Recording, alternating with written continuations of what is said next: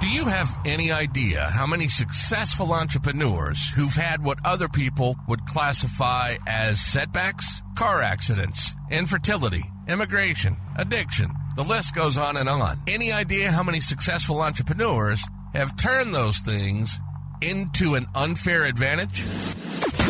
This is the unfair advantage. Turning life's challenges into your secret weapon for success. Life throws curveballs. They're not setbacks, they're setups for success. We dive deep into the lives of amazing entrepreneurs who've embraced their struggles, turned them into strengths, and built kick-ass businesses. And it's not about dwelling on past mistakes, it's about moving forward, building resilience, and creating success despite all the odds. Before we jump into these incredible stories, a big shout out to Brad's agency, ScreamingCow.com, where we turn dreams into digital realities. Let's do this. This is the Unfair Advantage. And now your host, Brad Starnes. What's going on, everybody? We are back with another episode of the Unfair Advantage, and I'm your host, Brad Starnes. Today, I'm excited to be joined by Luan Nguyen, who is the founder at Deck Bros. Luan is a master at creating buzz and creating long-lasting relationships. He's an expert at analyzing the marketing mix and building budgets. He is skilled at setting simple goals and breaking down complex ideas into actionable items. He's also proficient at acquiring and retaining clients, and he is a visionary with the ability to help business owners see into the future. He has a proven track record in multiple industries as an action taker and growth expert. In his recent business, he took it from nothing to about $5 million a year in 3 years with a double-digit net. And on this episode, we'll be talking about him and his experience being bilingual in a home service space. But prior to diving into that, let's not forget that today's podcast episode is sponsored by Screaming Cow Marketing Group, which is a full-service marketing agency that helps home service businesses that are looking to amplify their lead generation. We combine creativity with a results-driven approach to deliver marketing experiences that not only attract, but convert the right quality leads. If your business is looking for more work to do, you can call the guys who moo. Luan, welcome on. Hey man, thank you. What a nice intro you got there for me. I'm very honored to be here and excited to be on your show. Yeah, absolutely. You know, I would sit here and take all the credit, but I have an awesome team who helps kind of prep for all these notes for me and everything like that. So that way I can just hop on and record, and, you know, really have a great conversation and everything like that with you. So obviously for anybody who's listening, I'm sitting here and I'm looking at him. He's got like a nice sign in the back that says, "Get biz, do biz, get paid." And it's like, decked out with Deck Bros like logos everywhere. So why don't you just kind of give everybody a little bit about like what your company does, where you guys are located, everything like that. So we are based out of Omaha, Nebraska. We build decks, Okay. and that is probably the only thing we focus on is deck, and everything is around the deck, lighting and outdoor space and things like that. And we help people create space to make memories. So that's our mission. And Get Biz, Do Biz, Get Paid is a podcast I just started not too long ago, and to Okay. talk about it's focused on geared towards construction industry and Yeah. the ins and outs of it. Yeah. Okay. Well, yeah. And what we'll do is we'll definitely drop like the links and everything like that to the notes on our podcast. So anybody's listening can go ahead and listen to that podcast after they're done listening here. So you mentioned that you guys really create a space that helps families build memories and everything like that. Like I just bought a house in January of last year. We have this deck that like the posts on it are bent, and basically we're just not using it until we can actually get it replaced. But that's one of the things that we've not been able to do is kind of create memories and everything on that deck, or really in our backyard in certain areas because of that deck. And so it's something that, as you had said that, I'm thinking about like, wow, like, well, we have this space that's really like not used, and all of that. But one of the things we've talked about is like, this deck comes off of a second story. And so like you can be creative with like, do you have like two tiers to it? Do you have one level and then you have like the steps kind of go down one way and then have like a little landing and go down the other way? So things like that, like whenever you're working with your clients, do you guys actually kind of like map out that vision, or do your clients a lot of times come to you with already like their vision out there and you guys just execute on it? So most of the time, the client already know what they're getting Okay. into, um, and sometimes it's minor design change, right? But it's a deck. Most of the time, it's replacement, and Okay. sometimes it's a new design, and sometimes it's a repair. But we are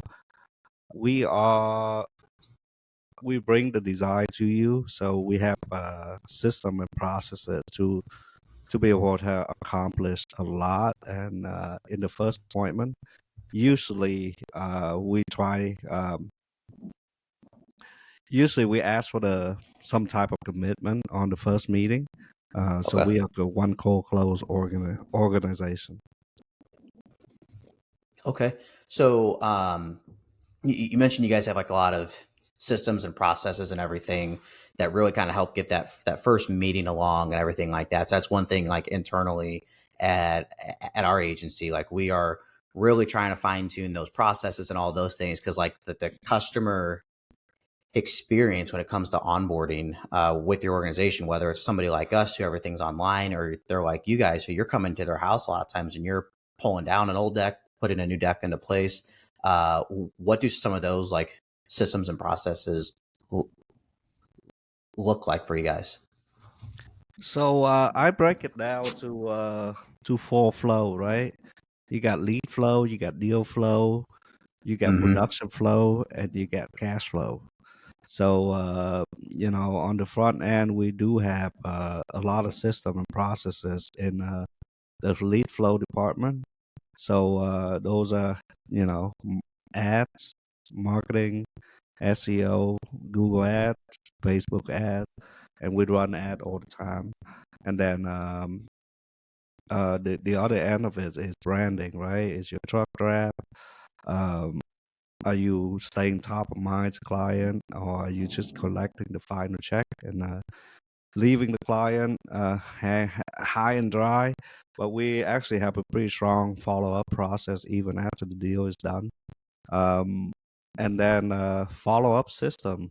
Are you setting every lead that coming into your organization? What is your set rate looking like? Right. So we have some automation to help with a human error on the lead Mm-hmm. side, on the lead handling side, and then we also have a process in reactivating old lead and maybe open lead that they didn't buy, and maybe lead that people already buy from us, but we just asking for maybe referral, introductions, things like that.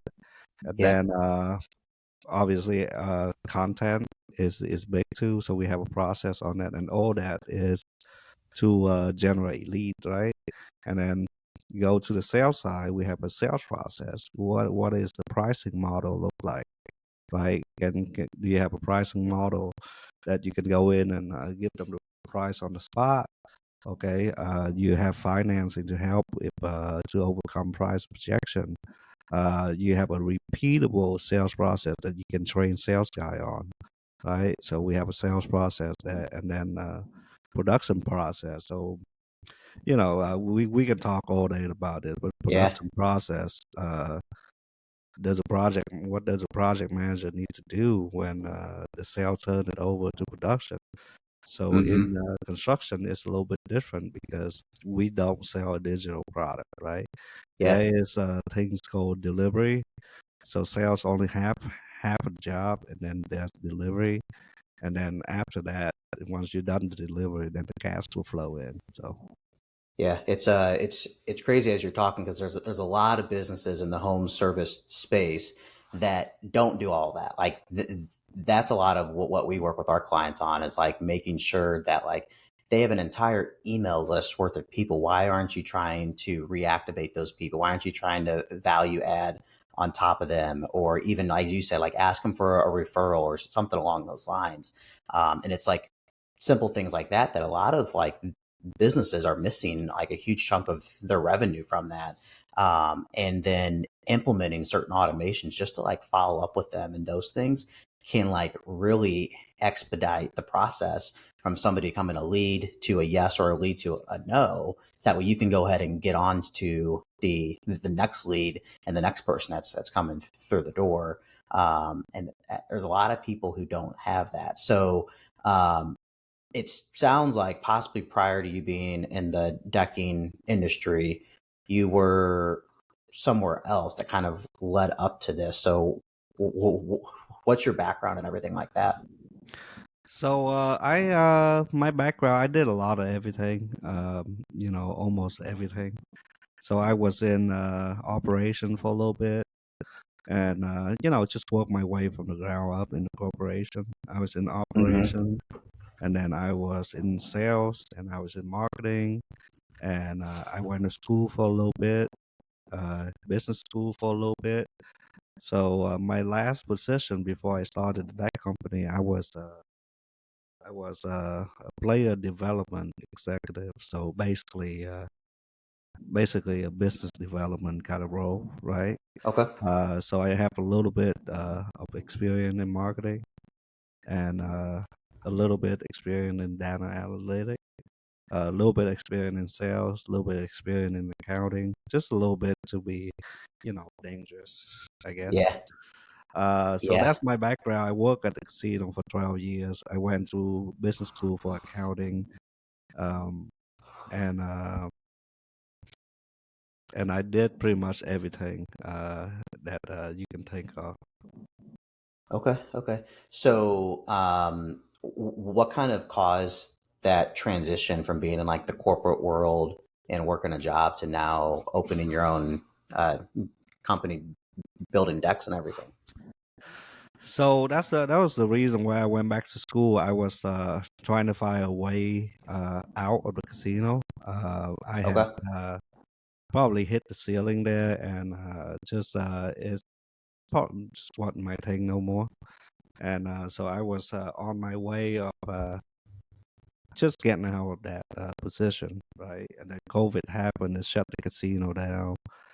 And then I started to play around with things around the house, build a playhouse, fix a deck. And then somebody recommend that I should probably go try to like fix people deck and stay. So then one thing led to another. I started a Facebook page, put a few dollar ad in it, run a quick, simple ad. Very simple.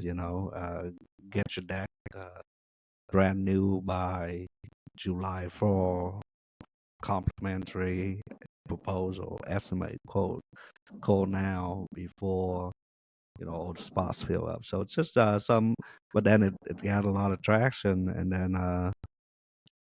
then from then I just gotta parlaying the profit and just keep growing the company. Yeah. And It's then I quit school. so yeah. Yeah, what's funny is I do a lot of networking and interview a lot of people for the podcast, and it seems like, and anybody's listening, they've probably heard this time and time again on the podcast. It's like the pandemic obviously like sucked and it was terrible for many reasons.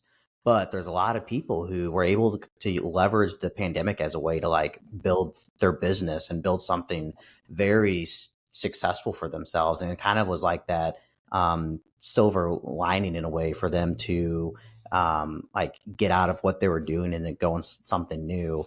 And so it's very impressive to see that and to see that it was just like you're like I'm going to replace our deck. I'm gonna build a playhouse, that kind of thing, and then all of that. So and then you had mentioned that you guys are doing like Google ads, SEO, and then obviously when you got going, you did Facebook ads.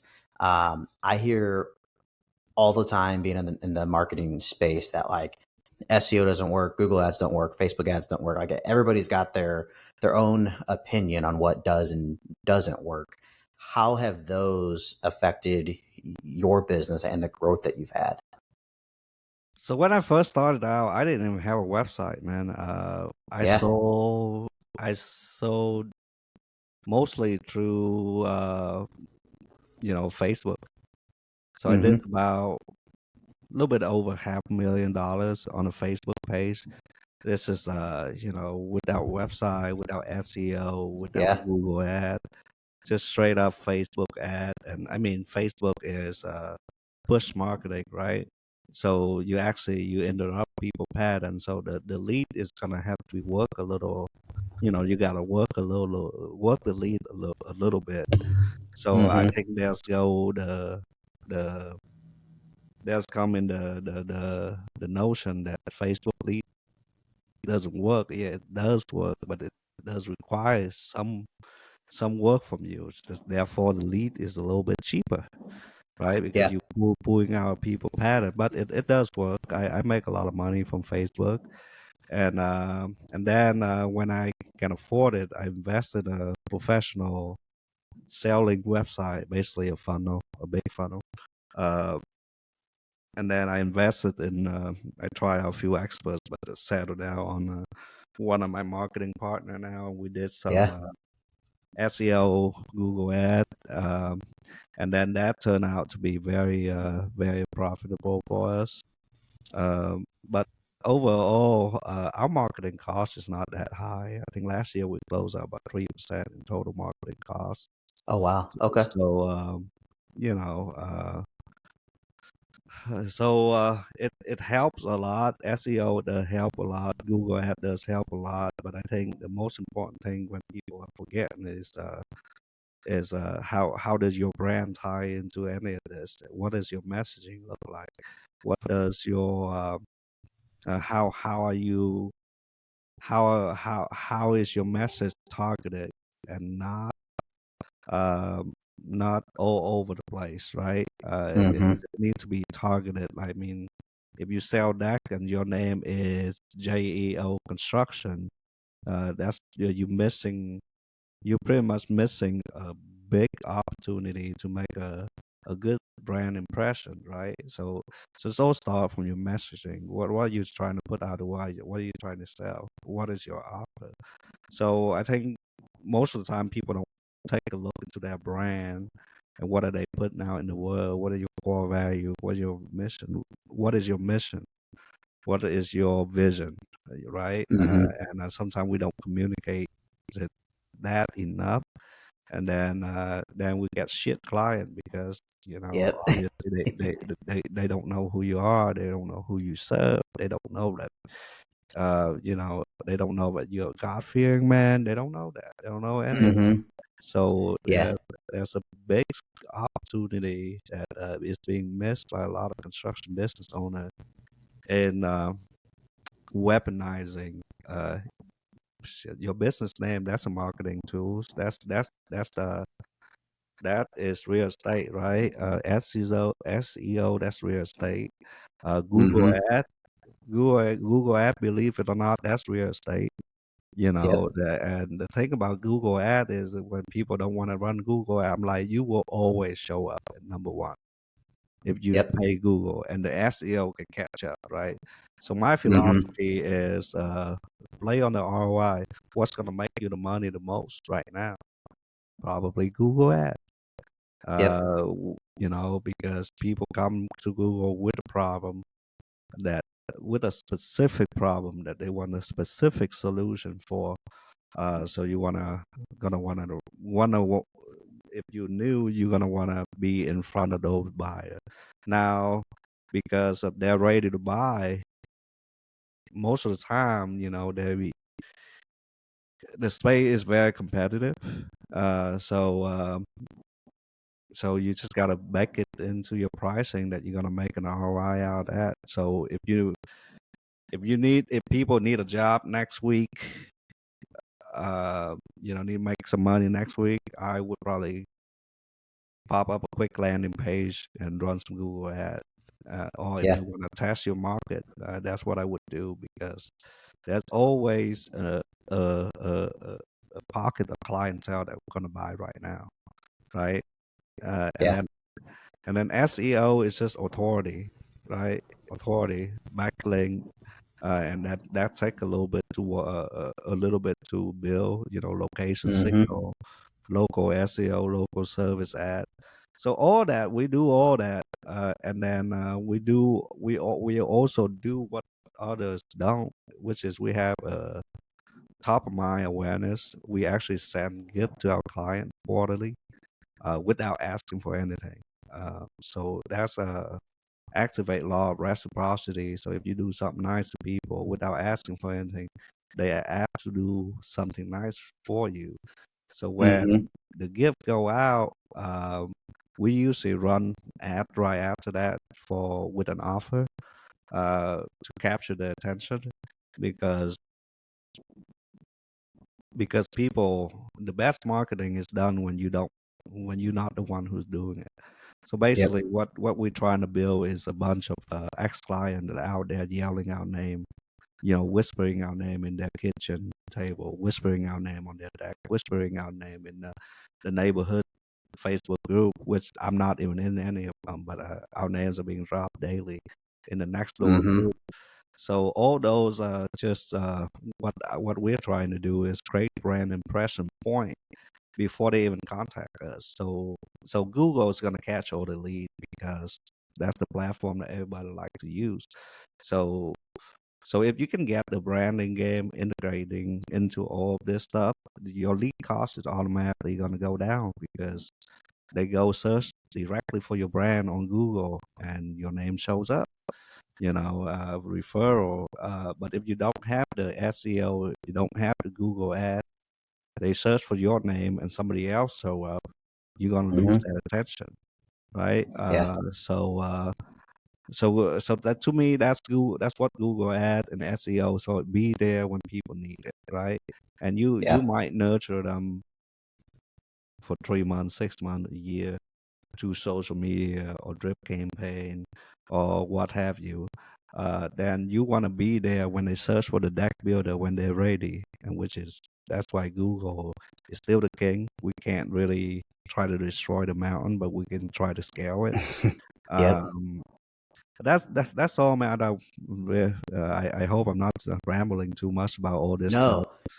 but No, this is awesome. This is like exactly the conversations that I have with everybody, and like what you touched on with like Facebook ads. Like you can get leads from Facebook ads, but like they either might be crap leads or they might be decent leads or great leads, but you got to work them a lot more because they aren't necessarily in that buying cycle yet. They're more of that top of funnel, with the marketing funnel. But then when they're on Google and they're searching things like how to repair a deck, what kind of permits do I need to do a deck in whatever location you're in, like those types of things. If you're writing content that has authority and you're running ads, like it's going to take them directly to you. What I always say to my clients, like marketing is a lot about repetition.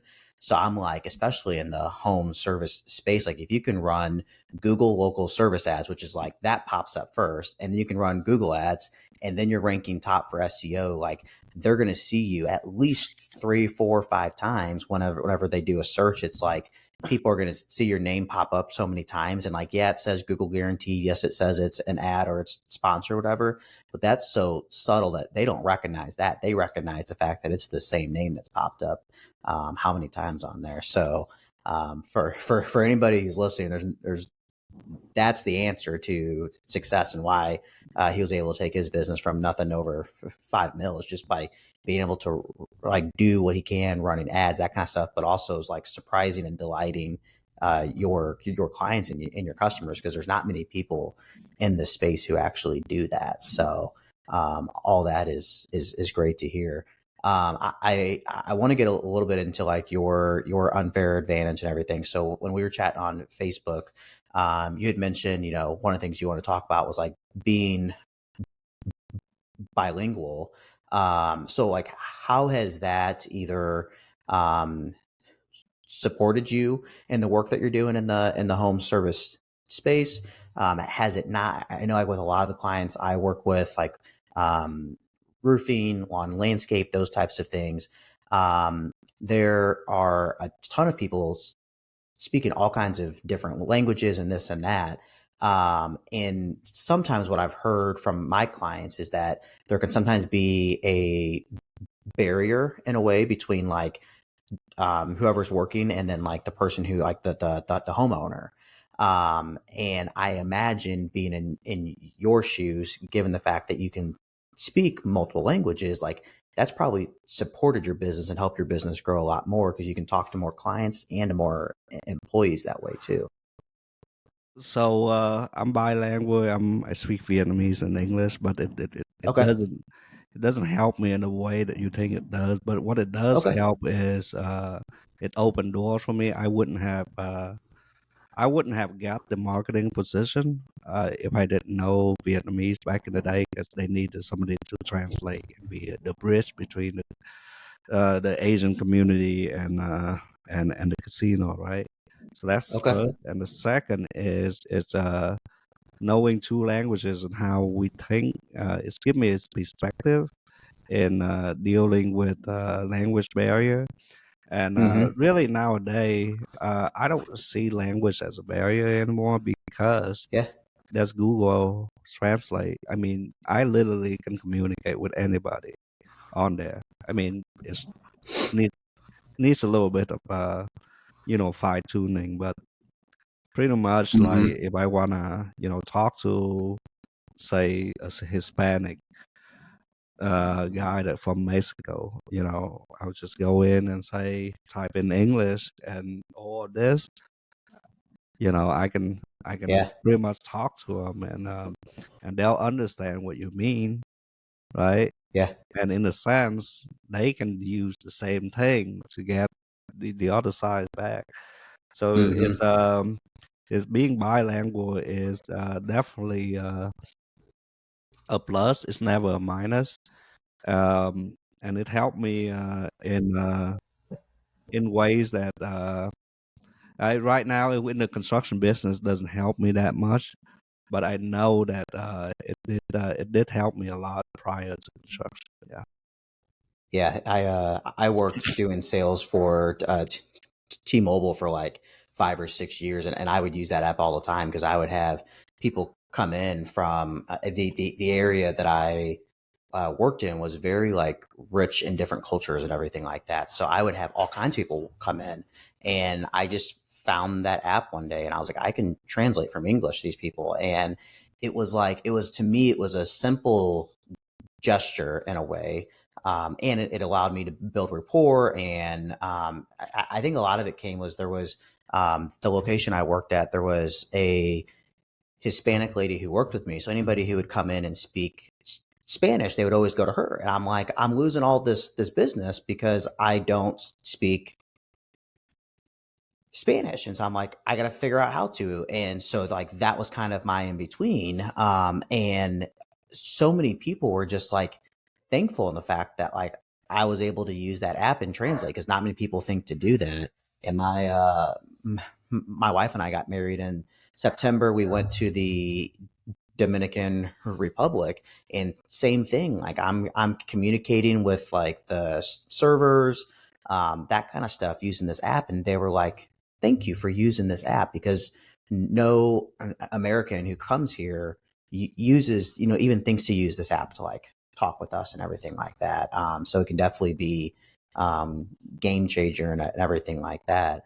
One of the things that I've heard, and I wanted to ask you on this. So I have a slight stutter, which means like I'm always having to think like 5 words ahead.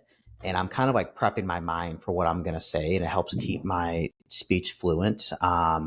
Which is why when people talk to me, they're like, I don't really notice that you have one. And it's because I do things like that to kind of keep my head going. But I've also felt like that type of thinking has allowed me to think more complex and kind of play. I say I like to play chess, not checkers. And a lot of that comes to the way I think because of how I talk and everything like that. Do you feel that being bilingual in speaking two languages has kind of given you that opportunity as well?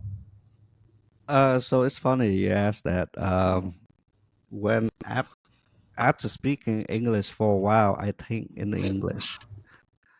Okay. So whatever I speak right now, I probably cannot translate it to Vietnamese.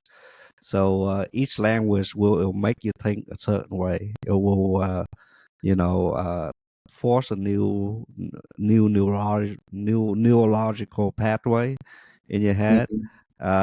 because the way we format, the way we say certain things, the way we say certain verb, the way we add question every language is different. So I'd say English is more universal because you can say the wrong thing and it still makes sense. I don't know if you Yeah. know what I mean. Like Yeah. in I do decks. I am doing that. It's mean the same thing, just different tense, right?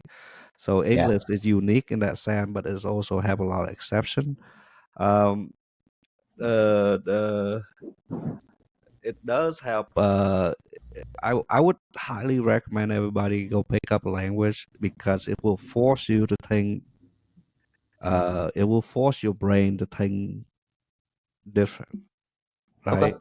right? Like if you learn Spanish, you would think in terms of male and female, right? Because all the words are either male or female. Right. So they might say, one word, but you know that it's a sister because of the way they format it at the end. Right. This is a feminine word, right? Same thing with same thing with all the Latin language, and English in the sense it's had a lot of exception, got a lot of rules and exception, things like that. So probably not a good language to have an example. But I would say that English is probably the hardest language to learn. Okay. Okay. Awesome. So we've talked a lot about like the about being bilingual in that aspect, but also with your journey from basically being capped out in your role in the corporate world. I know of a few people who are in that space, and then going from there to being an entrepreneur. Thankfully, due to the pandemic. So anybody who's listening right now and either going down one of those paths, they feel like because of the fact that they only know one language or something along those lines that it may set them back from achieving that their dream in building a business, or somebody who like just hasn't taken that leap of faith. What kind of advice would you give to them? So I would say that the the one there's two skill that well let's roll back the tape. So it's the mindset first of all. Let's start there. So you gotta believe that you're gonna be okay no matter what. You're gonna learn Yeah. everything that come your way. So you're gonna do what is required to grow, required to get past this, period that you're in. So we call that growth mindset. So I would say mindset before skill set. So you gotta work on your mindset first. And most of the time that we are, and I was the same way too, man. I was fearful from leaving something. So right, it's not good paying, but it's not bad paying. It's kind Right. of like right there enough to like give you some security. So I would highly encourage, if you are in that in between phase, go acquire a skill. So one of the skill that helped me a lot was copywriting. Is you got to be able to write Hmm. an offer. You got to be able to articulate what it is that you do, what is it that you want to do, what it is that you want to offer to the world. So before that, don't even think about doing anything, starting on your own business, shit like that. You got to figure out what to sell. right? And once Yeah. you figure out what to sell, you gotta go get the people that are interested in what you're selling and sell to them, right? So it's uh again back to lead flow and deal flow. If you can learn how to generate a lead on your own and how to close a lead on your own, then you shouldn't be scared anymore. You shouldn't be scared of staying at a place. You shouldn't be scared of not getting enough lead. You shouldn't be scared of not going forward with what you had planned. So it's all tied back to mindset, courage, and at one point in time, you have got to cut the boat. Yeah. Say fuck it. There's no plan B no Hmm. more. And when you get to that route, is skill building. And what I see a lot of people is they go into this entrepreneurship. They don't know. They don't know, or they don't want to know how how to follow the client journey, Hmm. how to make that complete circle. So if there's any advice I would recommend, is if you are in that in between phase, learn how to acquire a client, whatever it is that you do. Yeah. Whatever, it doesn't matter what kind of business you're in. You got to get Hmm. biz, do biz, and get paid. So the one thing that's gonna start all that is get business. How do you get business? Do you have a if you quit your job right now, are you gonna have enough deal flow to come in, gonna support you? If Right. not, what? So if not, what can you do to make that happen? And sometimes it's mean quitting the job to go Hmm. full-time prospecting, full-time marketing, full-time content creation, full-time branding, full-time almost everything. Hmm. Yeah, it's crazy. A lot of people think they have a sales problem, which it's not really a sales problem. A lot of people, once they get the leads, like three out of every five leads, that kind of stuff, like they can close it, no problem. It's a problem of flow of leads is truly what a lot of businesses have trouble with, and that mindset aspect is huge. That's something that I went in with I knew the skill and I could build off of that, but didn't necessarily have like 100% of that growth mindset at first. Like this podcast is an example. Like I've been wanting to launch this for 9 months, almost a year, and I just wasn't confident myself. I didn't have that growth mindset and a way to do it. And it was like I just had to do it. I just had to make a post on Facebook that I was launching this podcast, and then I'm like booked out. Like within the first week, I'm booked out to like end of April, beginning of May. And it was like, well, shit, there's no not doing this podcast now because I'm booked out for how long. So, yeah, those are definitely two huge Yeah, things. yeah. And Um, if I want to add one more thing, yeah. and this is too many time when we in a certain situation, we get into the mode of what I call over planning. Paralysis by analysis, is that Mm-hmm. what they call it? Yep. I I call it a simple way. I dial it down to a simpler term. That mean that's when you scare. Yep. Okay, that's when you're scared to make a leap. That's when you're scared to take action. That's when you're scared to doing all of this stuff that you need to be doing, right? To be able to have a business, to be able to quit your job, to be able to go out there and build your team. So what's centered around that is action.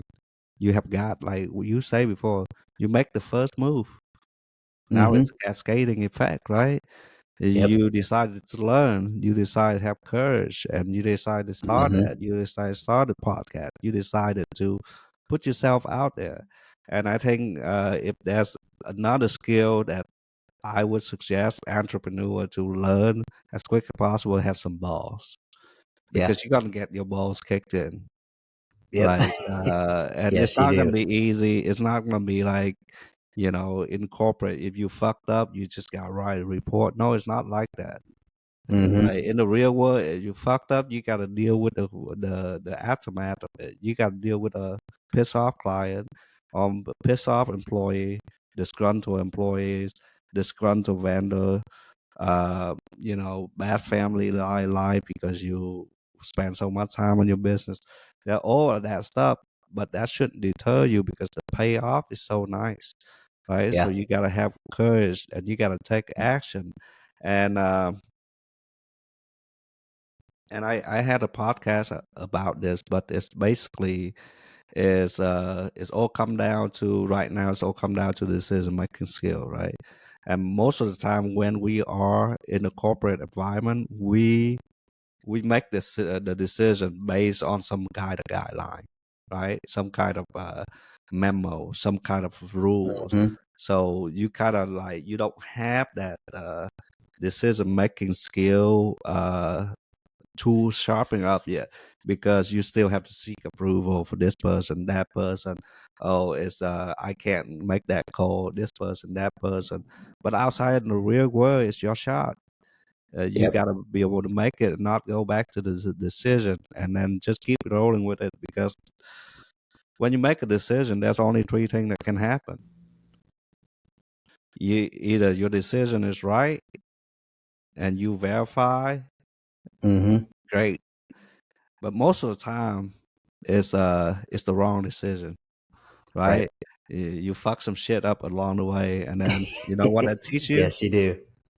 That'll give you pain, and you know what pain does? Pain teach people quick because it's personal to you, it's Mm-hmm. relatable to you, it's just you're doing it, and that's how you learn quick. Is you can spend 2 weeks in a classroom, but I bet you if I take a sales guy out with me for one day, he'll learn a lot more. So it's just taking the action, having uh, a thick skin, I would say, or high tolerance for bullshit, and Yeah. then you can learn, right? Um, and then Jeff Bezos say this quote, which I drop on every podcast. He's not like my hero or something. He's just no. He has a lot of great principle Yeah. that we follow. But basically, he say that most of the decision that you make daily is reversible. It's a two-way decision. So if you do make a wrong decision, it will course correct itself. Like if you make a decision to speed, you get a speeding ticket. What are you gonna do? You're gonna pay the speeding ticket and not speed again. So then you learn something, right? Right. But minor decisions, one-way street, like getting married, leaving your job, starting a new Mm-hmm. career, having a kid. So all those decisions need to be planned out a little bit because once you make the decision, there's no return. There's no coming back. Right. But most of the Yeah. time, especially in the early startup phase, most of the decisions are reversible. So Yeah. what you should do is you should make the most decision as possible within the shortest amount of time as possible. Then the velocity of decision will win at the end of the day. So I Yeah. thought that was kind of cool.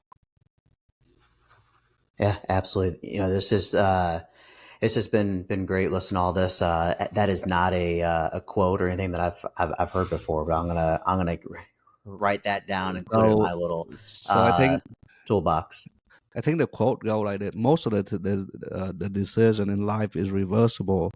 At the end of the day, the velocity of decision will win. So that's why I make move all the time, and Mm-hmm. I know that I'm gonna fail the first 2 3 times.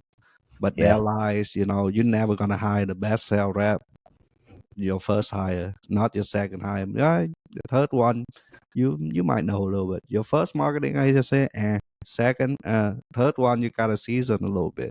Same thing with Mm-hmm. CPA. Same thing with any kind of endeavor you do in business. You gotta have a propensity for risk. Yeah. Absolutely. Absolutely. Well, thanks again for hopping on today and talking about everything with Deck Bros and your podcast and all that. This was a great conversation. For anybody who's listening, please don't forget to like, subscribe, and leave us a 5-star review so we can continue to produce more episodes like this. And if you are on any social platforms like Facebook, LinkedIn, Instagram, please share this episode. So that way we can get this episode and the content of it shared with more and more people. But until next time, this is The Unfair Advantage. You've been listening to The Unfair Advantage. We're all human. We all make mistakes. But Brad's mission is to turn those into useful tools. Tools that can propel you forward like you've never imagined. He's not an expert, but he's been in the trenches. He hit rock bottom when his fintech company folded in 18 months, and he was knee-deep in the poor me attitude. But you know what? He bounced back, and now his mission is to help you do the same. We hope you've enjoyed the show. Make sure to like, rate, and review. Visit the website at bradstarnes.fyi. The podcast URL is unfairadvantagepodcast.com. And find Brad on Facebook and LinkedIn at Brad Starnes Official. See you next time on The Unfair Advantage.